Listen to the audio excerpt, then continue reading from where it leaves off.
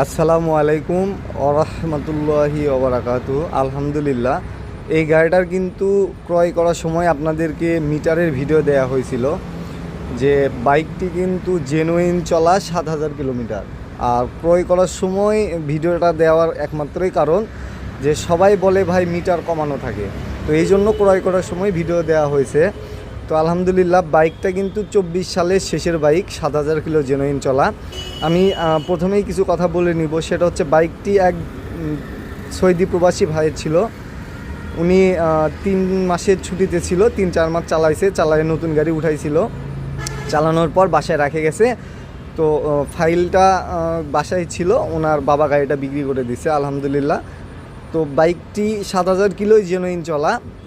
তো 25 সালের শেষের বাইক, মানে নতুন শোরুম থেকে বাইক বের করলে যে ক্যাটাগরি, যে সিস্টেমটা থাকে, যে কালার, ইঞ্জিন, সাউন্ড কন্ডিশন থাকে, এই বাইকটা কিন্তু হুবহু ওই রকমই আছে। এই ভিডিওটির মাধ্যমে আপনাদের দেখানোর চেষ্টা করব। ধৈর্য সহকারে ভিডিওটা দেখবেন, ভালো লাগলে অবশ্যই ফলো দিয়ে রাখবেন, নতুন নতুন ভিডিও পাবেন। তো চলেন বাইকটি আপনাদেরকে দেখাবো। সামনের টায়ারটা দেখেন, 7,000 কিলোর সাথে হুবহু ম্যাচিং আছে। হাইড্রোলিকের ডিস্ক হাত দিয়ে পরীক্ষা করবেন, পরীক্ষা করে নিয়ে যাবেন শোরুমের গাড়ির সাথে। যে 7,000 কিলোমিটার চলার থেকে যদি বেশি হাইড্রোলিকের ডিস্ক ক্ষয় যায়, তাহলে আপনার যাতায়াত গাড়ি ভাড়া ফ্রি দিয়ে দেওয়া হবে ইনশাল্লাহ। সামনের মাঠগার্ডটা দেখেন, কালারটা দেখেন, যে নতুন গাড়ি আর এই গাড়ি কেনার কোনো পার্থক্য নাই। শুধু নতুন গাড়ি নিলে আপনার রেজিস্ট্রেশনের টাকা লাগবে, আর আমরা আলহামদুলিল্লাহ এই গাড়ি দিলে আপনার রেজিস্ট্রেশনের টাকাও এর মধ্যে পেয়ে যাবেন। নতুন গাড়ি যেটা কিনবেন যে প্রাইসে, এই গাড়িটা আমরা আপনাকে রেজিস্ট্রেশনের টাকাটা যেন নতুন গাড়ি, এই গাড়িও নতুনই পাচ্ছেন, রেজিস্ট্রেশনের টাকাটা যেন আপনার এক্সট্রাভাবে না লাগে ইনশাল্লাহ।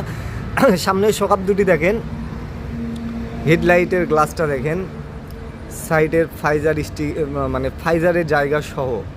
আমি আরও কাছে থেকে নিচ্ছি, দেখেন এটা কিন্তু একটা ওই যে আলোর ছবি পড়ছে, দেখেন উপরে থেকে কিসের একটা ছবি আছে। গাড়িতে যে কাঁচা কালার দেখেন, প্রতিচ্ছবি এখনও দেখা যাচ্ছে। ওই এখান থেকে প্রায় ধরেন 500-700 গজ দূরে একটা বিল্ডিংটাও কিন্তু দেখা যাচ্ছে এই ছবিটার মধ্যে।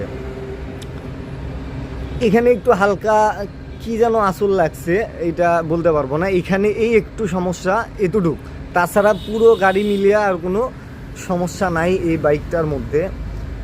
রিংগুলো দেখাবো, দেখেন। মানে ভাই, নতুন বাইক নেয়া আর এই বাইক নেয়া এক